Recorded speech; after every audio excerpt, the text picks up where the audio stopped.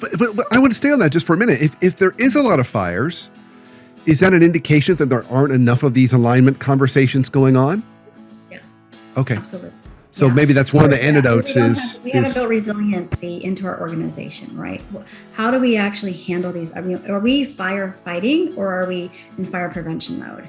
And I think that actually is a great thing to think about. So if we're constantly having fires and trying to put them out, why is it? And then doing some analysis to say, okay, what do we not have in place that is causing us to constantly put out fires? And it could be, anything from we don't have the alignment meetings, we don't have the conversations, or we don't have the technology, or, we haven't put in the processes that are needed to actually make sure that we're being smart and holistic about our approaches. So, but if you have a lot of fires, it probably is worthy of a let's have a deep dive workshop and let's talk about root causes. Let's do some time to think about, okay, why do we have so many fires and what are we going to do about it, putting an action plan into place. Folks, I'm really excited about our show this week on the Leadership Foundry Podcast. We've got Betsy Kauffman. She is the CEO of Cross Impact Coaching. And Betsy and I are going to have some conversations about a couple things. We're going to have some conversations about her TED Talk on 4 ways to kickstart honest conversations. But we're also going to talk about the challenges unique to middle managers, senior managers, directors, folks stuck in that messy middle. And how can they relieve some of that pressure and really be as effective as they can, because they hold the secret to most organizations. They're that real lightning rod that if we get them lit, they're going to really change and transform the business. So I want you to pay real close attention to not only Betsy's 4 tips, but some of the tips that she gives us on how we can more effectively, as middle managers, set healthy boundaries and really create time in our calendar so we can do the things that only we can do. I know you're going to love the show. And as usual, at the end of the show, I'll share all my notes. So wait for that at the very end, and I'll summarize some of the highlights that I heard from our conversation. Welding together practical insights and powerful conversations to forge world-class leaders. This is the Leadership Foundry Podcast. Now, here's this week's host, Brandon Smith, co-founder of the Leadership Foundry. Betsy, so excited to have you on the show here today. So thrilled for your unique perspectives and some of the things that we're going to chat about here today. And one of the things I definitely want to talk about is your more recent TED Talk. And so I want to dive into that. But before we jump into that, for my listeners and viewers today, share a little bit about you. What is it that kind of keeps you occupied and some of the work that you do today? And then how did you get into that? Yeah. Thank you, Brandon. Thank you so much for having me. I'm so excited to be here. So, like everybody, what keeps me occupied is trying to navigate this pandemic, or this hopefully soon post-pandemic world. So I'm balancing the family, the home, the work, and everything all at the same time, and trying to put some self-care into that. But I'm the CEO of Cross Impact Coaching. We are an organizational design firm, and we really focus on helping leaders to be successful, helping teams to be successful, helping organizations to be successful. So we focus on innovation and high performance, transformation.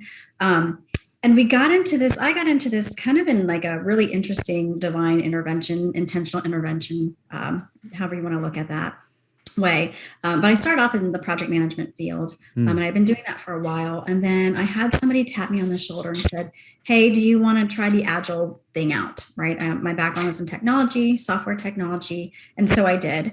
And I loved it. It was just phenomenal. It made sense to me in the way that we worked and the mindset and how do we collaborate.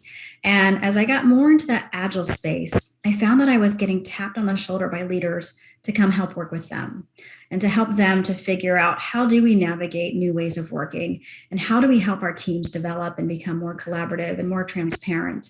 And so we just started to shift into really kind of leaning into these organizations and these leaders to help them design better ways of working and also to how to support the teams and the leaders. And so it's been a really fun journey. We work on all kinds of interesting work with Fortune 100 all the way to probably mid-market, biotech, we're in insurance, we're in retail. So we get a nice view across sector of all the different work that we do. So we're lucky, we're fortunate, we have great clients. We've been sticky for, 5-6 years with them. It's been phenomenal.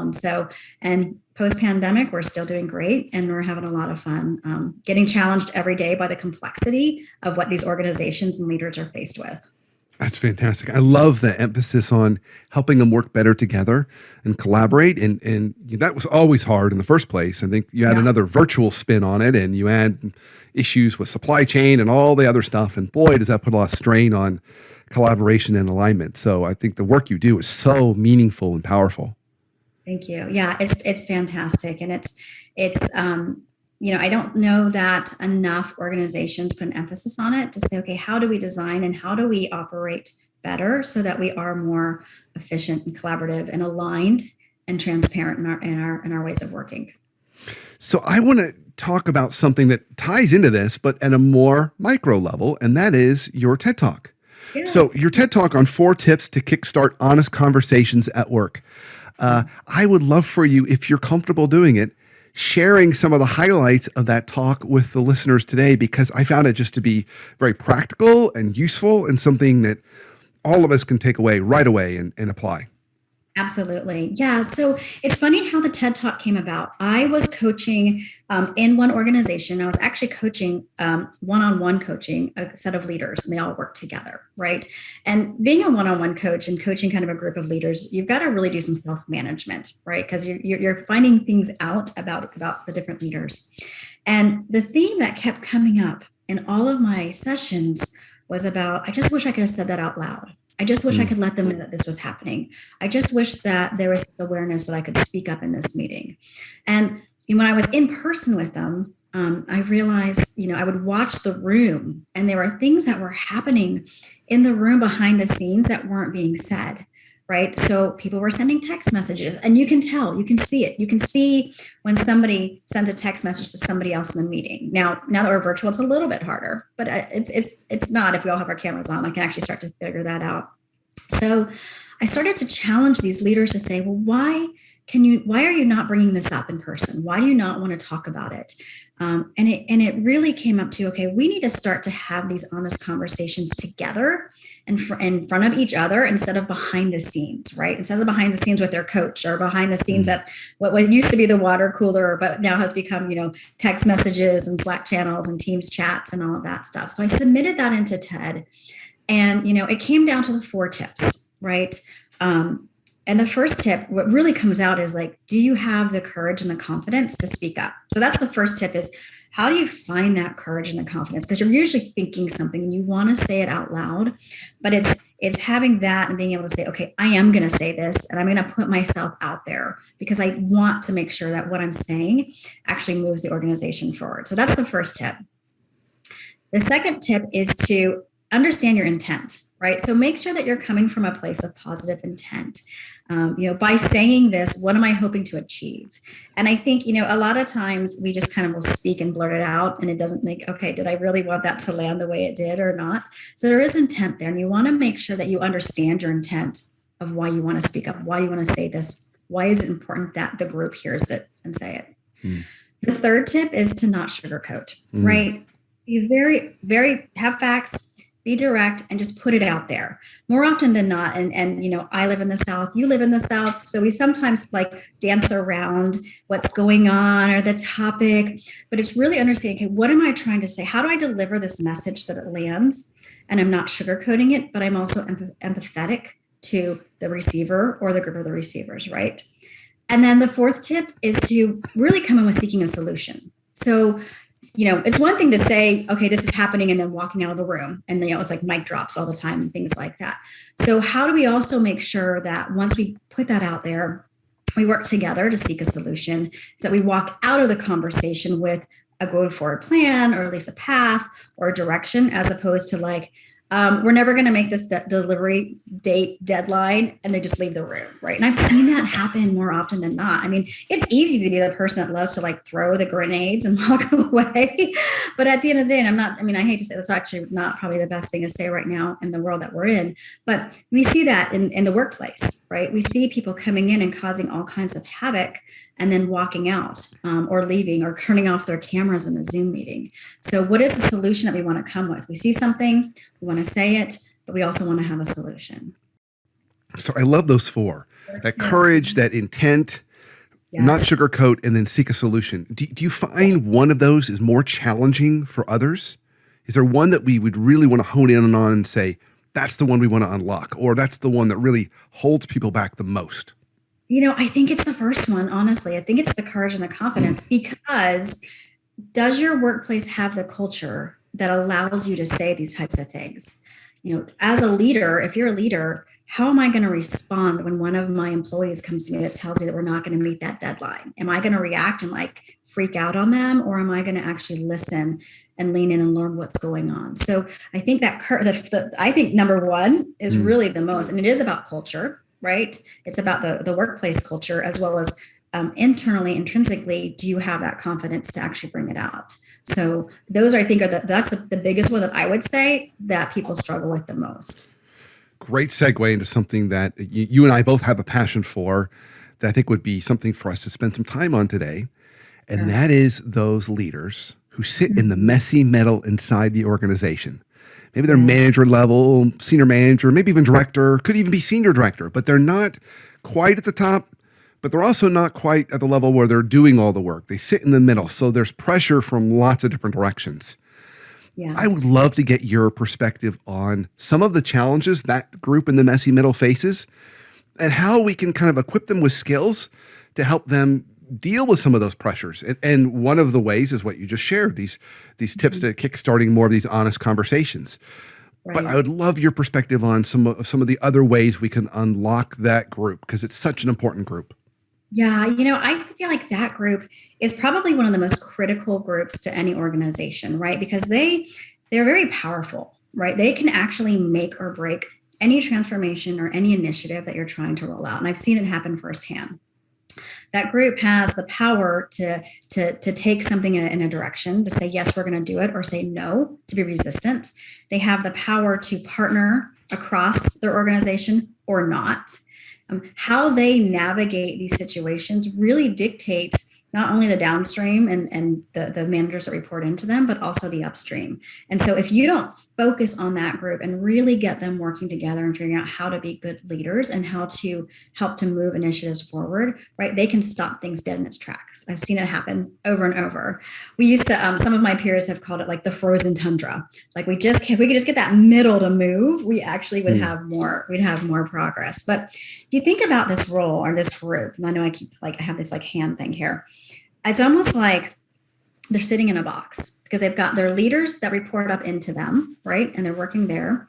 They've got their peers and their potentially partners, business partners, technology partners, depending on where you sit, kind of squeezing them on the sides. And then they've got the senior leaders that are pushing down on them to also you've got to help to make this happen. So they're kind of sitting in this middle, trying to figure out, okay, how do I navigate this world, this kind of box with everybody around me in order to be successful? And, I think it comes down to, one is partnership, right? So how do I partner with my peers? How do I partner with my business partners or my technology partners or whoever I need to get my work done? It's collaboration. It's having the transparency with my frontline leaders that are reporting into me and telling them exactly what's going on and helping them to also navigate their workplaces and their teams. And then it's managing up, right? How do I work with my senior leaders to ensure that I have what I need in order to be successful, and then I'm also meeting their needs as a senior leader? So there's a few different things in there, right? The partnership, the collaboration, the alignment, the communication, and the transparency. As you were talking, it also made me think, so if we think about those folks just in life stage, manager to maybe senior director, they probably range between, 30 years old to maybe 45 years old. I'm just taking a ballpark guess. Yeah. So they probably have all that same pressure at home. They've probably got kids at home in various ages. They've got lots of demands on their time coming in every direction. And what got them promoted to these levels was by saying yes to everything. Right. right? So they said yes. Oh yeah, yes, I'll do. Oh yes, I'll do that. I'll do that. I'll do that. We've often heard the whole old adage, the people who always get volunteered for things are the people who are already volunteering for things, right? Yes, exactly. So they just keep getting tapped. So it's almost this journey of learning how to properly and respectfully say no and set boundaries. Yes. In all aspects of life. All right. I love that. Yeah, I actually, it's funny because that's been a really big theme that I have been coaching and working with leaders on recently are the boundaries, right? How do you create the boundaries that you have? That was what I was going to ask you. Like, what are some ideas you've got on how do we do this? Because I think boundaries is so key so we don't get burned out because that group's got so much pressure at work and even outside of work. So what are some recommendations you might have on that? Yeah. So I think, one is I was working with a senior VP, and she's like, I don't have time to think. I'm in back-to-back meetings. And so the thing is this, at the end of the day, we really do control our calendars and we control our schedules. And as a leader, as a middle manager, if you need to put blocks of time in your schedule to just stop and think, do it. You have full permission, right? You can say no to a meeting. If you have the luxury of having an assistant, these are non-negotiable times. Do not ever book me during these blocks, right? Because I'm going to either be thinking or I'm going to be, taking a walk around the block, or I'm going to do what I need to do in order to just not have everything coming at me. So that would be the first thing is manage your time, right? Because time is really what we make of it and how we put it out there. And if it's valuable enough to us, we can say no. You can say no to a meeting because at the end of the day, most of the work that we're doing is not it's not so critical that it can't wait until tomorrow. That meeting can wait till tomorrow. Can that meeting wait till the next day or to the next week, right? So really prioritizing what are the most important things that I have to take care of today, including me personally, right? What is my self-care that I need to bring to the table? As well as, delegating and trusting your team. So you don't have to be in every single conversation. Right. And so if you feel that you're so pivotal to the organization that if you miss out on something, it's going to be critical. There's actually a problem. You need to stop and say, okay, do I have to be in this meeting or can I have somebody else take this on? How do I start to trust my team to run our business, our book of business, right? So that I can actually free up and do what I need to do as a leader. So, I think there's a few things in there, hopefully some nuggets right there that they can take with them. But it really does come down to trust as well as managing yourself and managing your time. Yeah, I think those are fantastic. I love the reminder to people that they do have control over their calendar, and it's okay to say no to a meeting. You don't have to attend every meeting. So, gosh, lots of things I want to ask you about. I want to dig in a little bit more. So I bet there are people listening right now that say, oh, okay, yeah, I got this idea, Betsy and Brandon, that, we can say no to a meeting, but can I really say no to a meeting? And when should I say no to a meeting? And how do I say no to a meeting? Right. So can you give us some advice on that? When is the right what's the circumstance where you would see a meeting and you would counsel a leader and say, you know what, you really don't have to attend to that. And then let's talk about how to respectfully decline that invitation. Yeah. I think it's when the meeting pops up, am I critical? Am I needed here to make a decision or am I not? So if you're not needed, you're just there more for informational, okay, decline it. Right. And then realize, okay, who do I need to work with and how do I want to get the information back to me, to circle back to me, to make sure that I know exactly what happened, what's needed at that point. So if you're not critical to these decisions, right, decline it and just say, hey, I trust you. If there's anything that you need from me before you prep for that meeting, take it on, but then circle back with me when we have our one-on-one or whatever. And I'll be here for you to support you. Right. So I think it's really looking and say across, okay, what's happening now?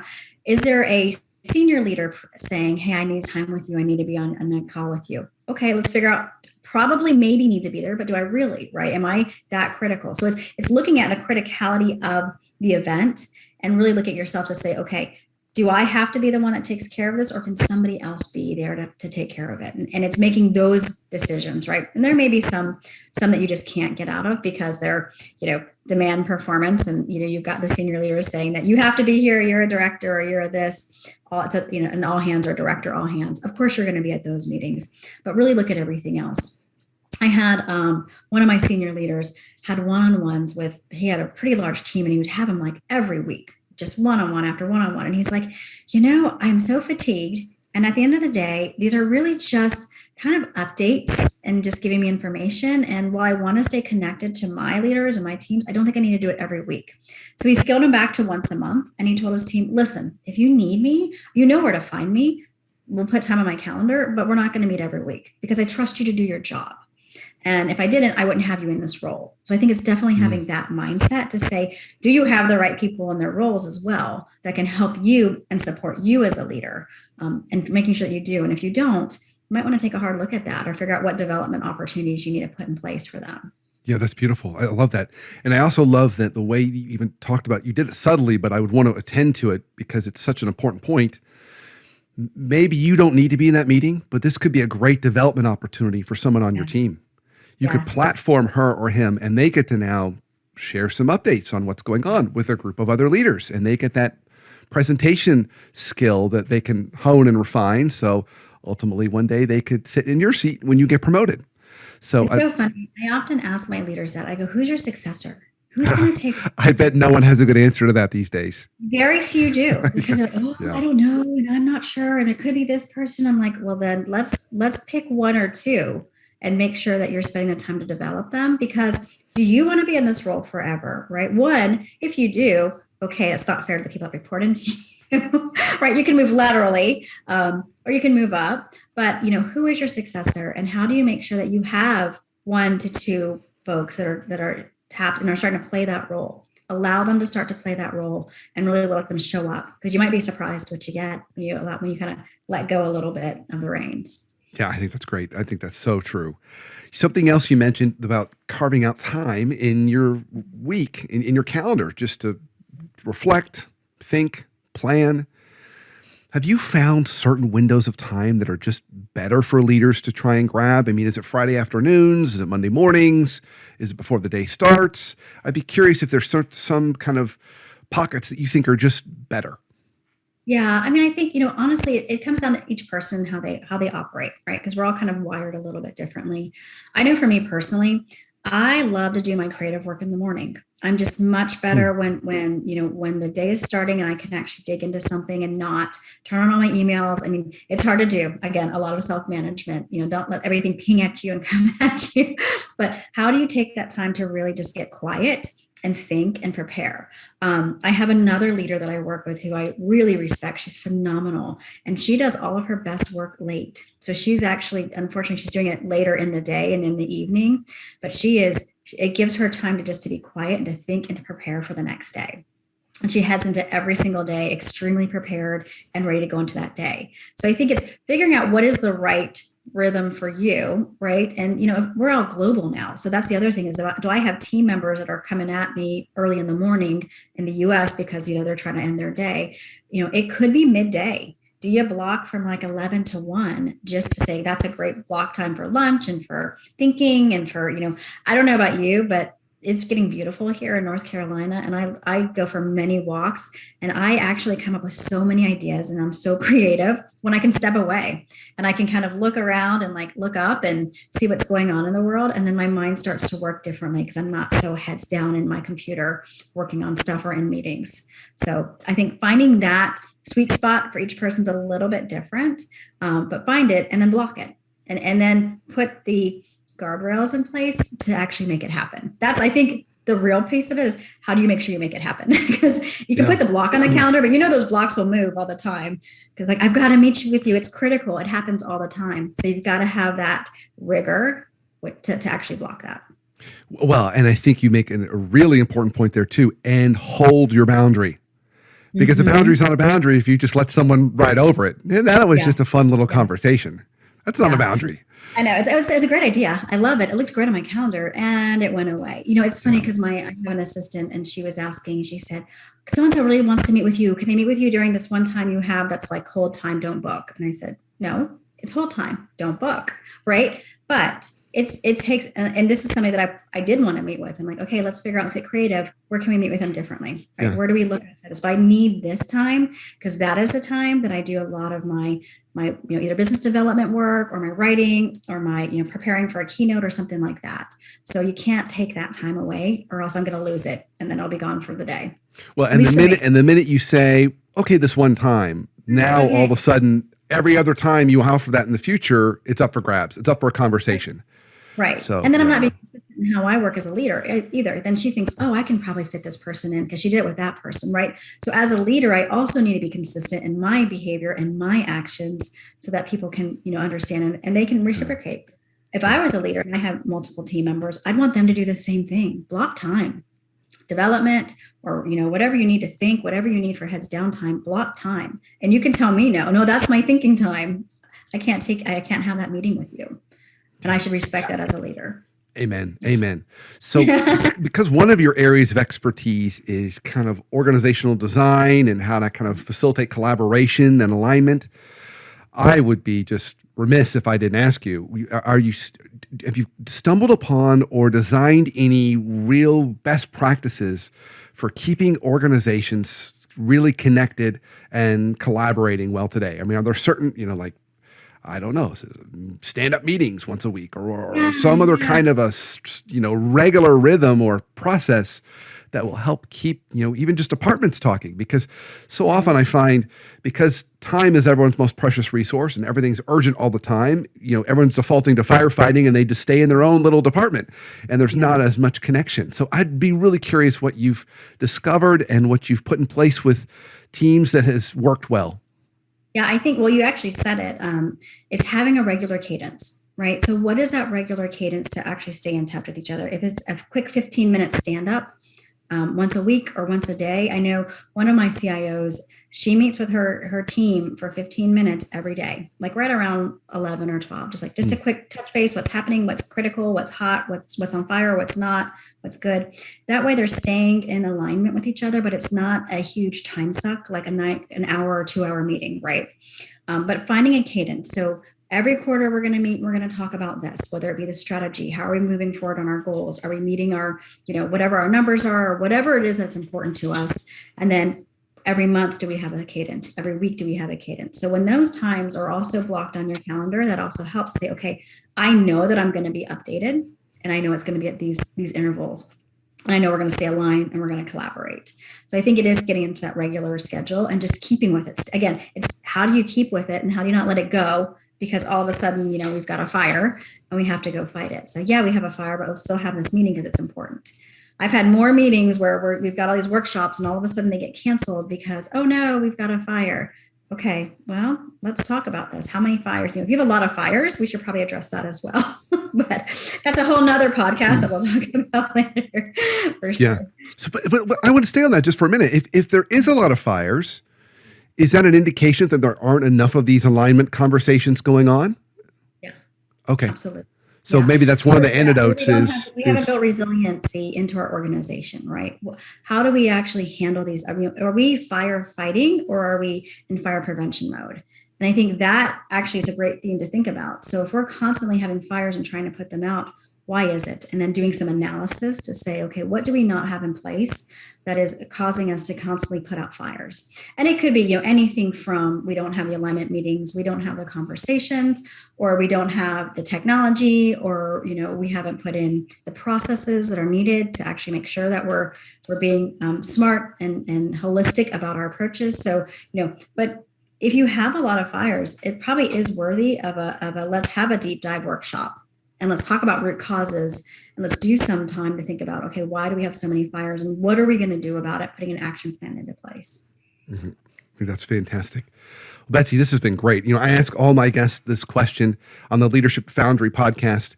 What is one leadership tip you might have for us? A leadership hack that can help us, a practical tip that can help us become better leaders today and tomorrow.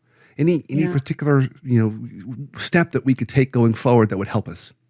Yeah. So we talked about already throughout this thing. I'm a huge proponent of self-care. I think as a leader, you cannot lead from an empty cup.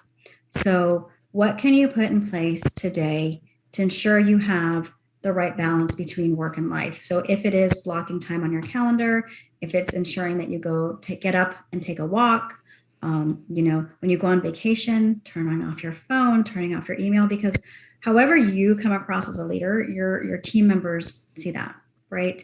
And it's really critical that it's easy to like preach it, but also practice it. So I think that would be it. Self-care. It'll make you a far better leader in the future. And I love the reminder that you give us that you're modeling for others. Yeah. They're watching that. I was doing a 360 interview this week, and the person said, my leader, he's great about telling me to vacation and take that time, but he never takes his. So why would I take mine? Because now I'd feel guilty because I've got 2 weeks of vacation, but he's still working. So I would like for him to take his vacation was literally the 360 feedback. I just wish he would take his vacation so then I would feel better taking mine.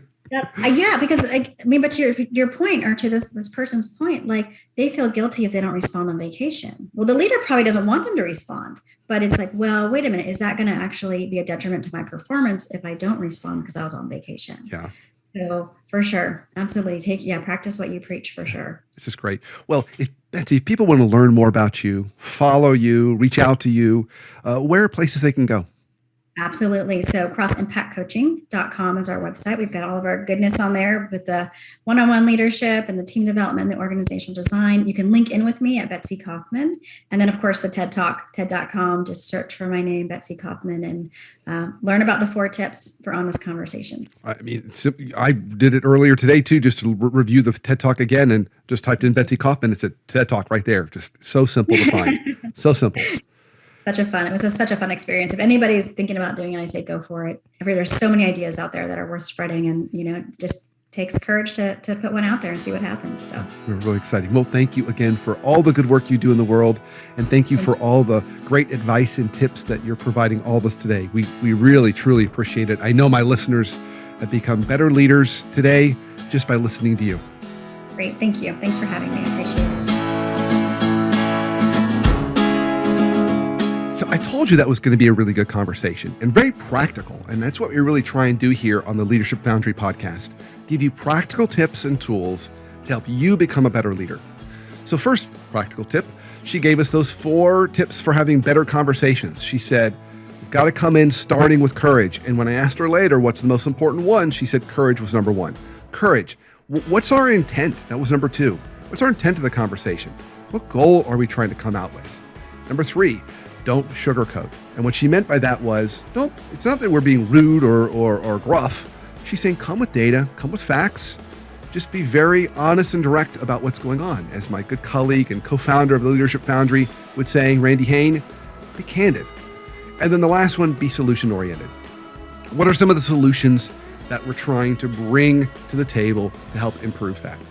Then we pivoted into the challenges with middle managers. And I love what Betsy said. She said, that group, it's like the frozen tundra. And if we can unthaw them and unlock them, it's going to really transform the business.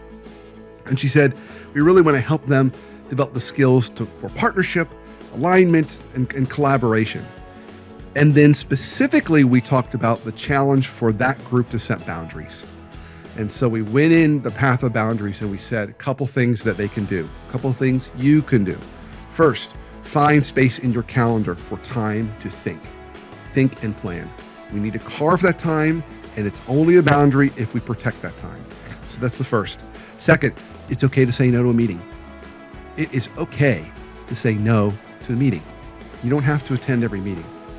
And there may be meetings that you could use as an opportunity to develop one of your team members. Send them instead. Great opportunity to platform them. And then third, delegate and trust your team. Start to leverage your team more so they're not only growing, but it's helping you to, again, have that time to focus on things that only you can do.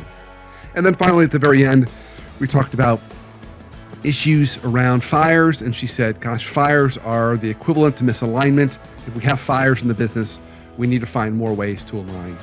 And her final tip for us, the hack, was something that we talked about pretty much the whole show, self-care, making sure we're taking care of ourselves. So I took lots of notes. I hope you did too. I hope one of those things really stood out for you as something you can start doing today to make you a better leader tomorrow.